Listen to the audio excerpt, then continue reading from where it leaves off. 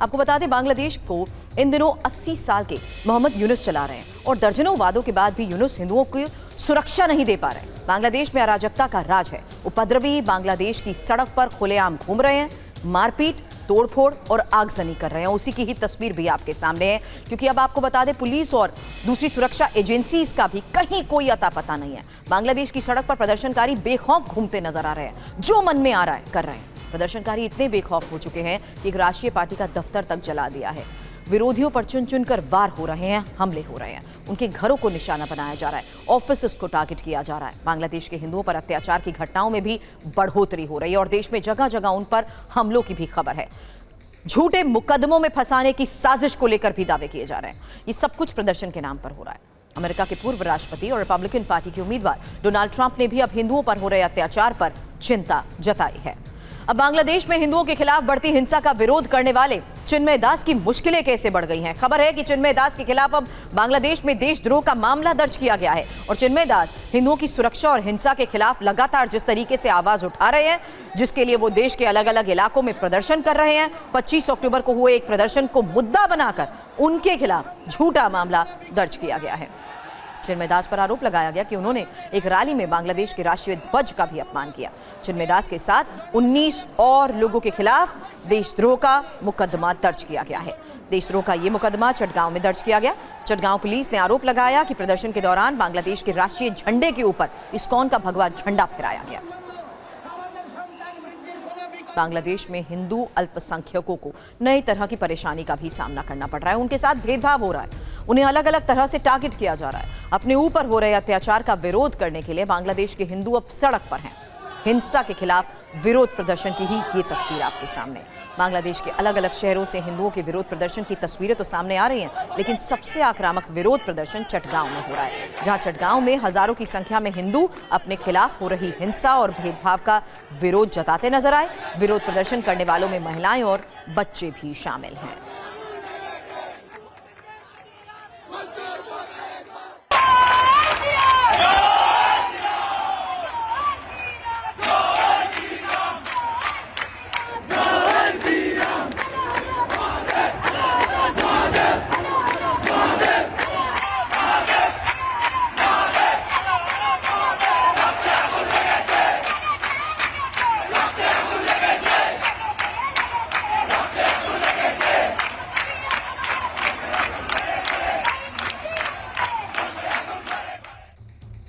और बांग्लादेश में फिर हिंसा भड़की और अब खबर है शेख हसीना की सहयोगी पार्टी के दफ्तर पर हुए हमले को लेकर। प्रदर्शनकारियों ने जातीय पार्टी के ऑफिस में आग लगा दी है। बांग्लादेश में सरकार हिंसा रोकने में किस तरीके से नाकाम है, उसके तहत ही ये तस्वीरें अब उस बात का सबूत है कि किस तरीके से बांग्लादेश में एक बार फिर से हालात बिगड़ते जा रहे हैं। और ये वो तस्वीर है जिससे साफ हो गया कि किस तरीके से बांग्लादेश में एक बार फिर से हिंसा भड़की है। जातीय पार्टी शेख हसीना का समर्थन करती है और इसके संस्थापक हुसैन मोहम्मद इरशाद थे, जो कभी बांग्लादेश की सेना के चीफ हुआ करते थे। प्रदर्शनकारियों को तो आरोप है कि जातीय पार्टी के कार्यकर्ताओं ने अब 5 अगस्त से पहले प्रदर्शन कर रहे छात्रों पर अत्याचार किया और यही आरोप लगातार प्रदर्शनकारियों ने दफ्तर में तोड़फोड़ और आगजनी की घटनाओं के तहत भी लगाए हैं। जिस वक्त प्रदर्शनकारी जातीय पार्टी के दफ्तर में घुसे और तोड़फोड़ करते हुए आगजनी की, उस दौरान वहां पुलिस का कोई भी जवान तैनात नहीं था। उपद्रवी खुद को छात्र बताते हुए तोड़फोड़ और आगजनी करते रहे। अब डोनाल्ड ट्रंप ने किस तरीके से उठाया बांग्लादेश में हिंदुओं पर अत्याचार का मुद्दा, एक और बड़ी खबर है, क्योंकि ट्रंप ने अब बांग्लादेश में हिंदुओं के साथ हिंसा की निंदा की है। मैं सत्ता में होता तो हिंदुओं के साथ ऐसा नहीं होने देता।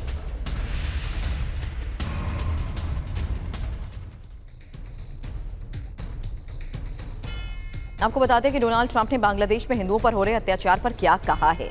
डोनाल्ड ट्रंप की तरफ से कहा गया, मैं हिंदुओं, ईसाइयों और अन्य अल्पसंख्यकों के खिलाफ बर्बर हिंसा की कड़ी निंदा करता हूं, जिन पर बांग्लादेश में भीड़ हमले कर रही है और लूटपाट की जा रही है, जो पूरी तरीके से अराजकता की स्थिति में है। मेरे कार्यकाल में ऐसा कभी नहीं होता। कमला और जो बाइडेन ने दुनिया भर में और अमेरिका में हिंदुओं की अनदेखी की है। हम कट्टरपंथी वामपंथियों के धर्म विरोधी एजेंडे के खिलाफ हिंदू अमेरिकियों की भी रक्षा करेंगे। हम आपकी आजादी के लिए लड़ेंगे। मेरे प्रशासन के तहत हम भारत और मेरे अच्छे दोस्त प्रधानमंत्री मोदी के साथ अपनी महान साझेदारी को भी मजबूत करेंगे। डोनाल्ड ट्रंप के बयान पर अब वीएचपी और फॉरेन एक्सपर्ट्स क्या कह रहे हैं, सुनिए। ट्रंप की ये स्टेटमेंट बहुत वेलकम स्टेटमेंट है, परंतु ये समझना चाहिए कि एक तरह से ये ट्रंप एक तीर से तीन शिकार कर रहे हैं। पहला शिकार जो सबसे इम्पोर्टेंट है उन्हें इस समय अपनी इलेक्शन जीतना, तो इंडियन अमेरिकन कम्युनिटी जो अमेरिका में है, जो हिंदू कम्युनिटी, उसको लुभावने की कोशिश कर रहे हैं वो अपने वोटों के लिए। डोनाल्ड ट्रंप जी का जो बयान है निस्संदेह एक स्वागत कदम है और मुझे लगता है कि अमेरिका के लोग भी और विश्व समुदाय भी इसके लिए एक स्ट्रांग आवाज़ बनेंगे और ऐसे दुनिया भर के किसी भी कोने में जहाँ भी हिंदुओं के ऊपर कोई हमला होगा, कोई भी रंगभेद होगा, उन सब के विरुद्ध जो है वो अपनी आवाज़ बुलंद करेंगे।